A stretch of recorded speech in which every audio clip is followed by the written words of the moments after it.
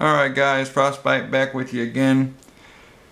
This is a review of the Timberline tactical knife. This is the Everday Workhorse knife.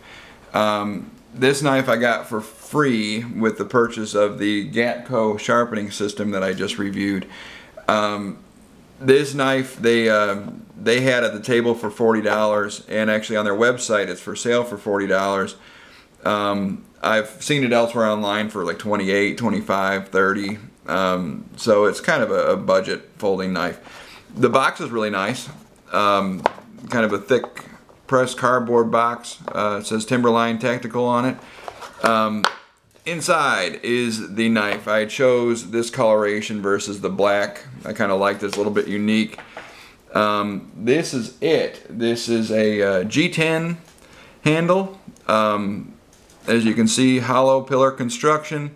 It's got these really neat, almost gold colored stainless steel liners. The liners are 420 J2 stainless steel. The blade itself is 440 stainless steel. It is probably 440A with a HRC scale of 55 to 56. The blade is finished with a titanium nitrate finish, which really kind of gives it an interesting look. As you can see, there's this Timberline Tactical SOC, and the back says 4313. That is the item number. But this is the Coyote Tan Coloration G10, and it's kind of a medium traction G10. And the blade is a pretty interesting kind of clip point, sort of clip point, sort of drop point. I guess more of a drop point configuration here. It has an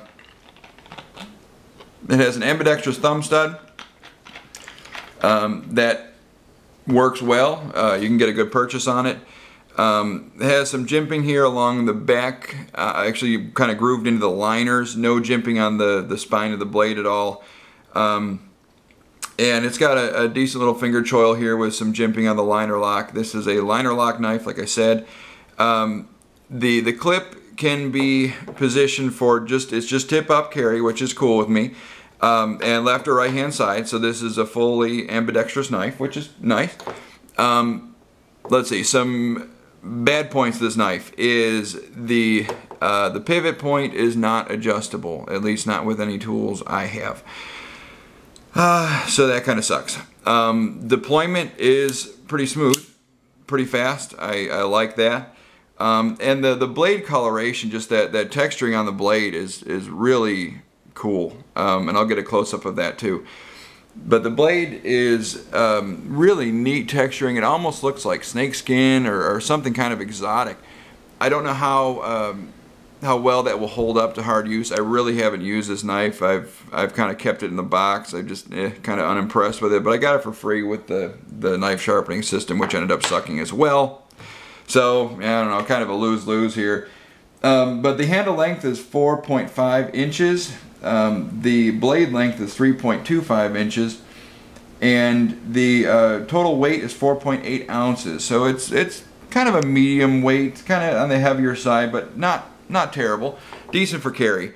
The clip is nice, but it is kind of flimsy. Not the greatest. There's not a lot of steel holding it in place, so the tension is decent, but I can see that wearing out pretty quickly. And the other thing that makes me concerned is if it does wear out, you're not going to be able to really adjust it too well as far as bending it back into shape, because I'm afraid it would break.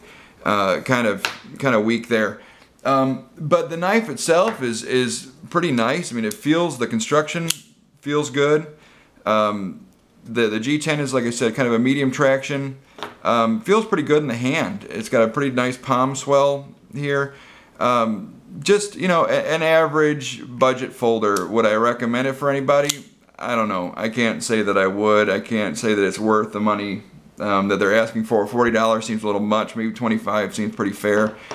As far as use, EDC blade, I wouldn't call this a tactical knife. The traction plan is kind of weak, but a decent knife. You know, check it out. If you see it somewhere and it's for less than $30, I'd say go for it and buy it. Otherwise, Frostbite says no. $40 is way too much for this knife when you can buy something like a Spyderco for that amount of money. I wouldn't, you know, Tenacious you can get for 40 bucks. The Persistence you can get for 40 bucks. There's a whole bunch of Kershaw blades you can get for that price. This is an overseas produced blade, obviously, as well, China.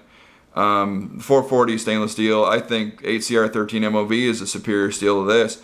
So, is it worth the money?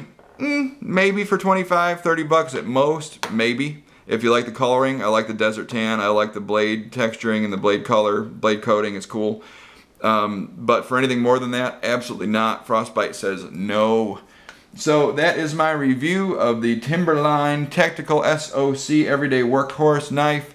Rate, comment, subscribe. Let me know what you think, guys. You guys take care. Have a great day. This is Frostbite out.